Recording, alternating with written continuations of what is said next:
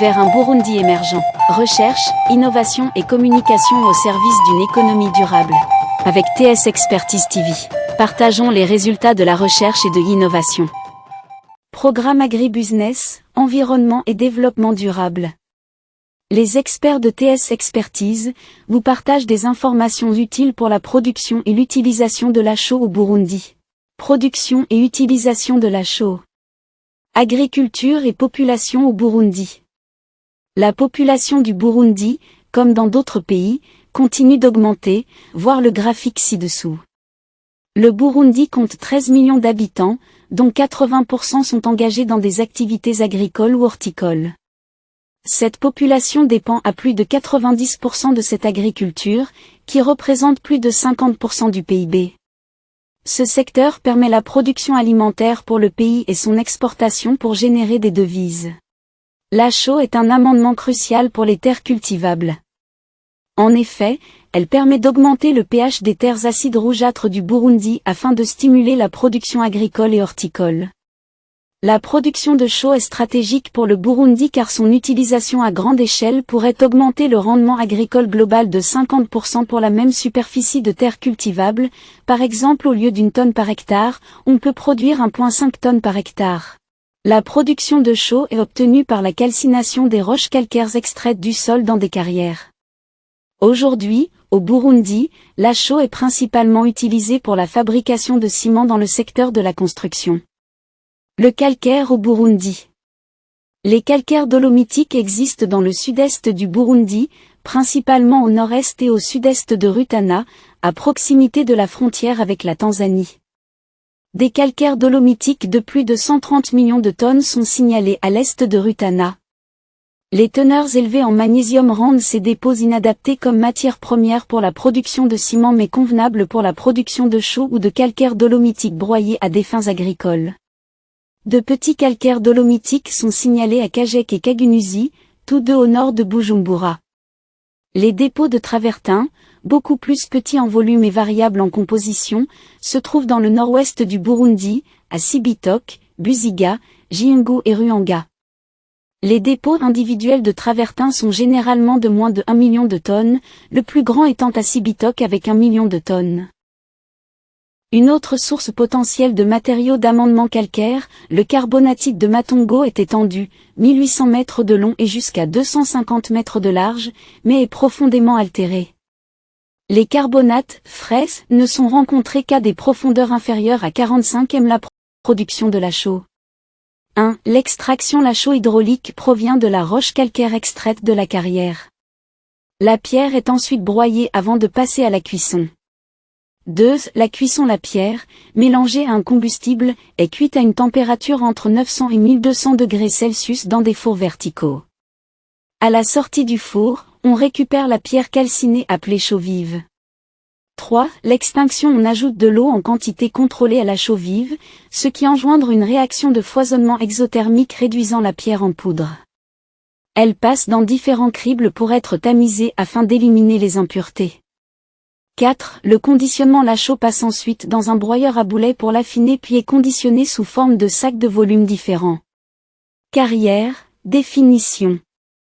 La distinction entre mine et carrière tient à la nature du matériau extrait, stratégique ou précieux pour la mine, de moindre valeur pour la carrière. Une carrière est le lieu d'où sont extraits des matériaux tels que la pierre, le calcaire, le grès, les ardoises, les granites, le sable. Le mode d'exploitation distingue les carrières à ciel ouvert ou souterraines. Une carrière est un site industriel comprenant 1. Un lieu d'extraction mis à nu en retirant les terres fertiles et exploité grâce à l'utilisation d'explosifs brisant la roche en blocs. 2. La reprise des blocs de roche, appelés également touvenants, par les pelles qui les chargent dans des dumpers. 3. Le transport des roches sur piste par les dumpers, éviter les croisements de camions. 4. Le concassage des blocs en granulats. 6. Le chargement des granulats et la livraison aux clients. 7. La zone réaménagée. 8. Le pilotage de l'installation, les bureaux et le labo de contrôle de qualité. Carrière, études et procédures. L'extraction de carrière consiste à extraire du sous-sol des matériaux utiles à des fins de vente. La première étape est l'identification de l'endroit à exploiter. Cela se fait par exemple avec un avion qui étudie la densité de surface du sol et détecte ainsi des zones de surface intéressantes. Une équipe de géologues est alors envoyée sur place pour analyser et forer le sol. Les carottes de forage sont alors analysées pour détecter le type de minerai présent et la taille géographique du gisement. Pour l'industrie de la chaux, nous sommes à la recherche de roches calcaires. Une étude est alors proposée couvrant différents sujets. 1. Analyse de la composition du sol du site, étude de l'impact sur l'environnement, la santé, la société locale et l'économie locale et nationale. 2. Sécurité des infrastructures minières, assurance et montage financier, permis d'exploitation, permis d'usage d'explosifs. 3. Planification de restauration du site en fin de vie. Après l'exploitation du site, il faut restaurer la nature, former un lac, développer le tourisme. Carrière à ciel ouvert. L'exploitation à ciel ouvert consiste à extraire des minéraux ou du minerai qui se trouve près de la couche de surface du site. Le trou creusé peut atteindre des centaines de mètres de profondeur. Pour limiter les investissements au minimum et extraire les minerais les plus intéressants, on trace un plan détaillé d'exploitation sur base d'une vaste campagne de sondage. Les carrières exploitées par fosse ont la forme générale d'un cône. Les fosses sont creusées en gradins concentriques reliés par des pistes aménagées en spirale ou en lacets du bord de la fosse jusqu'au fond. Quelle que soit l'étendue de la carrière, le plan prévoit le profil de la fosse, les infrastructures de gestion, entrepôts, bureaux, maintenance et de transport, le matériel d'exploitation, le taux de découverte admissible et le rythme de production visé. Ces deux derniers facteurs déterminent la durée de vie de la carrière, qui correspond soit à l'épuisement du gisement, soit à l'atteinte du seuil de rentabilité. L'industrie de l'explosif. Dans les années 1860, Alfred Nobel, un Suédois, a inventé la dynamite et le détonateur nécessaire pour la faire exploser. Cette technologie a été brevetée aux États-Unis et la révolution industrielle a commencé. Depuis lors, différents types d'explosifs existent, par exemple le nitrate d'ammonium et fuel oil en faux, et sont utilisés dans différents types de mines. La législation de sécurité pour le transport et le stockage des explosifs est à suivre de près. L'extraction de minerais et métaux par explosion est une méthode clé pour le développement d'un pays. Avec la dynamite, les mines peuvent être creusées plus profondément et plus rapidement, et les gisements non rentables deviennent rentables. Le tonnage extrait de cuivre, de charbon et de minerais de fer peut être multiplié par 100. Les restes sont utilisés pour la création de matériaux de construction, calcaire, ciment et béton. Méthode d'extraction. La dynamite est utilisée pour casser la roche en surface en plus petits morceaux qui sont transportables par des tracteurs et camions. Les bâtons de dynamite doivent être insérés à l'intérieur des trous de forage préalablement faits pour délimiter la zone d'extraction. Des tables permettent de déterminer la quantité d'explosifs et la distance entre trous nécessaires pour un certain volume de roche. Forer dans la roche, insérer le bâton de dynamite, étendre la mèche, sécuriser le périmètre, allumer le détonateur. Il existe différentes sortes de bâtons de dynamite disponibles et mis en vente par des compagnies spécialisées, par exemple, www.dinonobel.com/ avec un manuel d'instruction. Transport, chargeuse. Une chargeuse est un engin de chantier qui permet, outre le chargement des camions, de créer, modifier, et déplacer de manière rapide des tas de terre et débris excavés. Il y a différentes tailles disponibles et sortes disponibles, chargeuse sur pneu, chargeuse sur chenille et le tractopelle, chargeuse compacte, le chargeur frontal pour tracteur. Le prix des chargeuses compactes varie entre 56 000 et 190 000 USD. Il y a différentes marques de chargeuses comme Sany, Cat, John Deere, Caterpillar, Volvo.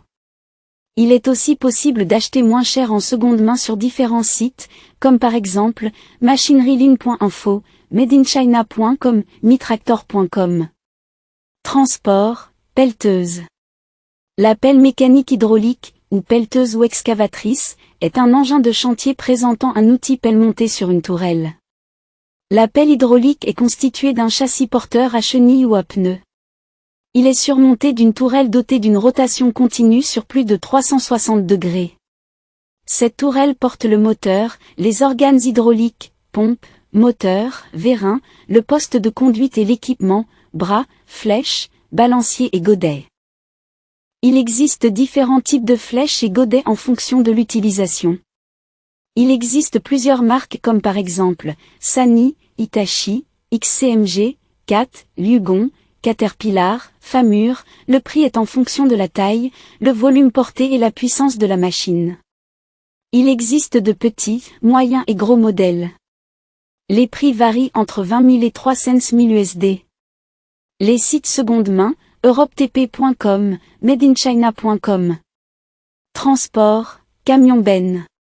Un camion à benne basculante, camion benne, est un type de camion utilisé pour le transport de matériaux en vrac tels que les minerais et produits de carrière, les récoltes agricoles, les déchets, gravats.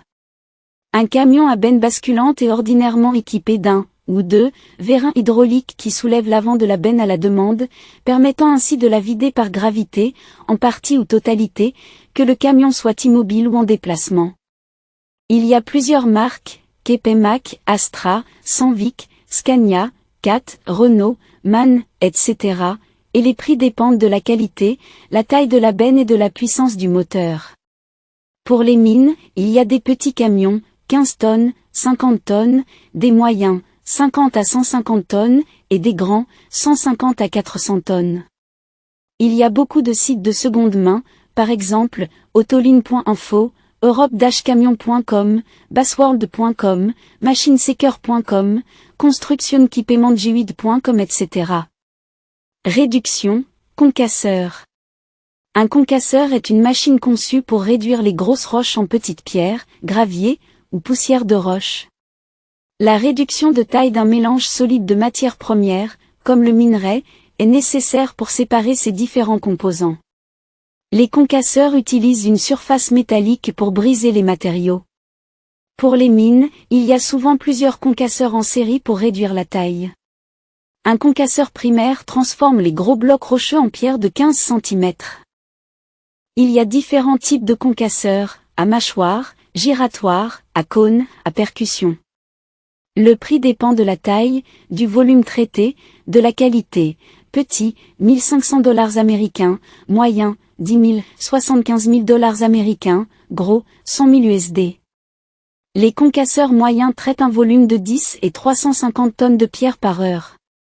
Il y a différentes marques, Metso ou Totec, Fabo, Limin, Joel, GM, Utmac, Lippmann, UAU Brillant, Vess, OLF, Evokip, Clément, Sandvik, Constmac. Réduction, broyeuse. Après les concasseurs, les graviers sont transformés en poudre par des broyeuses. Comme les concasseurs, il y a différents types de broyeuses, à mâchoire, à cône, à percussion. Mais une broyeuse incontournable pour les minerais est celle à boulet. Il est composé d'un tonneau ou cylindre horizontal mis en rotation par un moteur. Les éléments de broyage sont des grosses boules métalliques, allant jusque 10 à 30 kg pour les gros broyeurs. Les graviers, 2 cm, sont transportés dans la broyeuse ainsi que de l'eau. Une fois la rotation lancée, les boulets en métal bougent en cascade et les chocs entrebroient le minerai en une fine poudre, souvent sous une forme de boue due au processus humide. On essaie toujours d'obtenir des particules inférieures à 100 microns afin d'être sûr que toute particule métallique soit libérée du gravier dans l'étape suivante. Prix dépend de la taille, de $5 000 américains pour les petits à $80 000 américains pour les gros, 10 tonnes. Exemple de marque commerciale, SAG, Metso, Site Technique Tema, Telchig, Limin Heavy Industrie, Site Ictic Luoyang Heavy Machinerie. Exemple de site de seconde main, cachot-matériel.com, machineseeker.fr, anking.com. La fabrication de la chaux. La chaux est obtenue par calcination d'une pierre calcaire à environ 900 degrés C, dans des fours à chaux, opération pendant laquelle du dioxyde de carbone, CO2, et de l'oxyde de calcium, KO, aussi appelé chaux vive, sont produits. Cette dernière prend l'apparence de pierres pulvérulentes en surface. L'opération suivante consiste à hydrater, éteindre, ces pierres par immersion dans l'eau. Cette réaction très exothermique produit de la chaleur et transforme le KO en hydroxyde de calcium, SaOH2, et provoque la dislocation ainsi qu'un foisonnement, c'est-à-dire que la pierre calcinée se désagrège en poudre. Le résultat est une pâte, qui prend le nom de chaux éteinte. La présence d'autres composés, argile, dans la pierre peut modifier la phase d'extinction, conduisant à produire différents types de chaux. Elle passe dans différents cribles pour être tamisée afin d'éliminer les impuretés. La chaux est alors broyée en fine poudre par un broyeur à boulet, voir la note sur l'industrie minière. Les fours à chaux. Les morceaux de roche sont introduits avec du combustible dans un four vertical pour calciner la roche à plus de 900 degrés Celsius, idéalement entre 1100 et 1300 degrés C. Utilisant des combustibles sans flamme comme le coke, la houille sèche et l'anthracite, la pierre, réduite à la taille d'un poing, cuit au contact du combustible dans des fours ovoïdes ou en forme de cône renversé. Les chargements alternent entre pierre et charbon par le haut, tandis que la pierre cuite est retirée par le bas, consommant environ un tiers de mètre cube de houille sèche ou d'anthracite par mètre cube de pierre. En Burundi, la chaux est produite notamment à Gioffi, Bukemba, Muramba, et Chaka, au sud et à l'est de Rutana, avec des fours de différentes tailles selon l'investissement.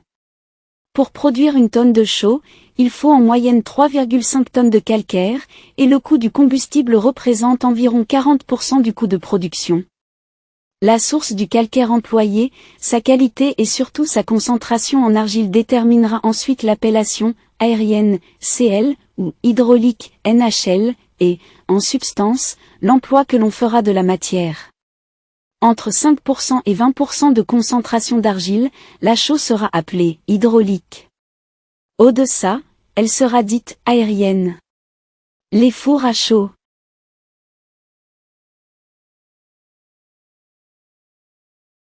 Le pH des sols. Au Burundi, les quantités de soleil et d'eau sont idéales pour l'agriculture.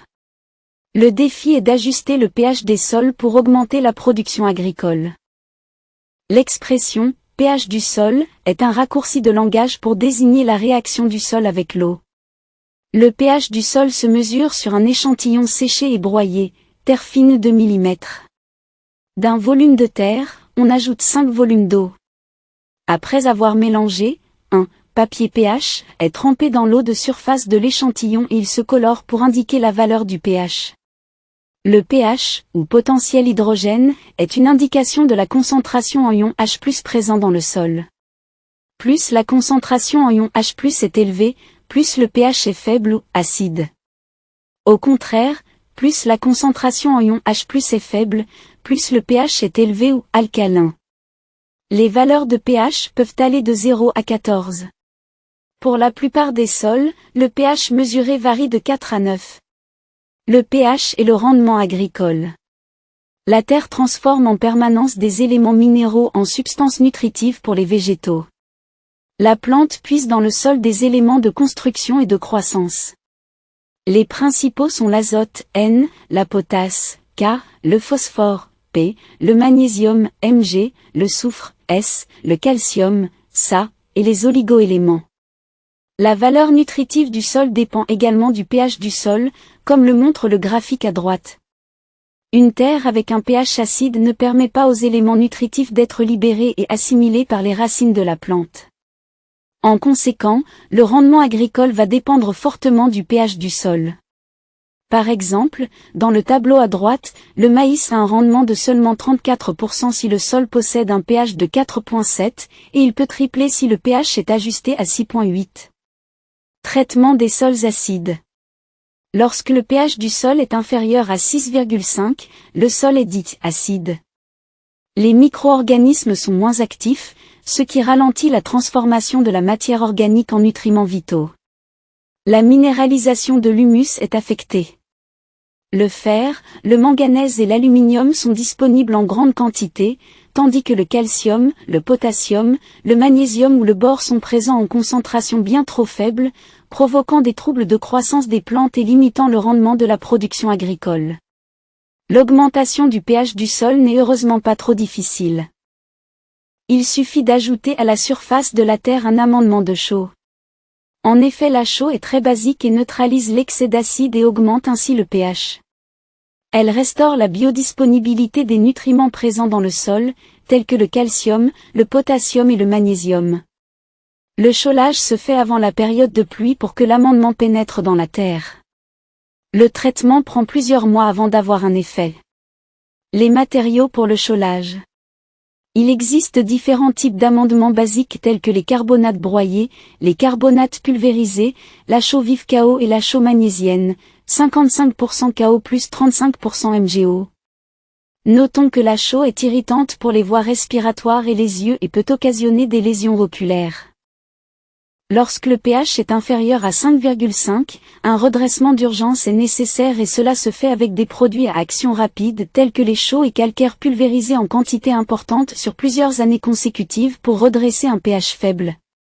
Le chaulage d'entretien se fait pour rester au-dessus de pH égale 5,8 et cela se fait par des apports peu fréquents, tous les 3 à 5 ans, et des produits d'action lente comme des carbonates broyés ou pulvérisés. Typiquement un équivalent en unité valeur neutralisante, VN, de 2 cents à 300 kg de KO, est nécessaire pour neutraliser l'acidification du sol lors de l'entretien. La valeur neutralisante VN représente la quantité d'oxyde de calcium, KO, ayant la même capacité de neutralisation que 100 kg du produit considéré. Autrement dit, si un amendement a une VN de 40, cela correspond à 400 kg KO par tonne.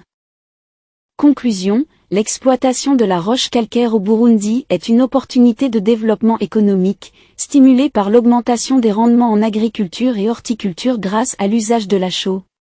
Cette amélioration des rendements favorise l'exportation de produits agricoles, notamment les fruits et légumes, contribuant ainsi à la croissance économique du pays. L'utilisation d'explosifs dans les carrières est essentielle pour augmenter le rendement de la production de calcaire.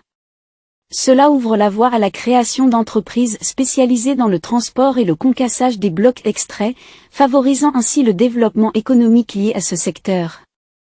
Les roches carbonées peuvent être concassées et broyées en poudre pour un amendement lent à épandre dans les champs. Pour une correction rapide du pH du sol, ces roches doivent être calcinées pour produire de la chaux, offrant ainsi un amendement plus immédiat. La création de nouvelles entreprises dédiées à la fabrication de fours à chaux à travers le pays peut dynamiser l'économie. D'autres sociétés pourront exploiter ces installations pour faciliter la distribution de la chaux aux agriculteurs et horticulteurs, améliorant ainsi l'accès à cet amendement essentiel. L'utilisation de la chaux est susceptible d'augmenter la production agricole moyenne de 50%, contribuant significativement au développement du secteur agricole. Sur certaines terres et pour certains légumes, ce rendement peut augmenter encore bien plus, voire page 19. L'augmentation de la production agricole et horticole devrait idéalement s'accompagner du développement de la chaîne du froid pour assurer une conservation et une distribution optimale des produits.